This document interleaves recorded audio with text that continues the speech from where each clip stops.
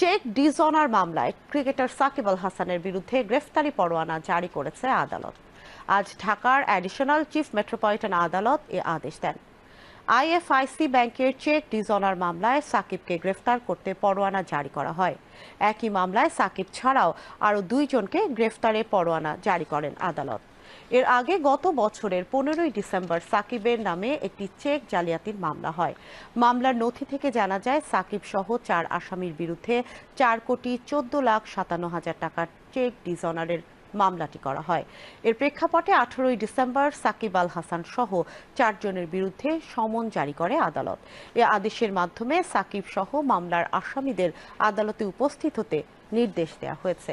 আদালত এর আগে আদেশ অমান্যকারী আসামিদের বিরুদ্ধে গ্রেফতারি পরোয়ানা জারি করার সম্ভাবনাও ব্যক্ত করেছেন। সে অনুযায়ী আজ তাদের বিরুদ্ধে গ্রেফতারি পরোয়ানা জারি করেন আদালত।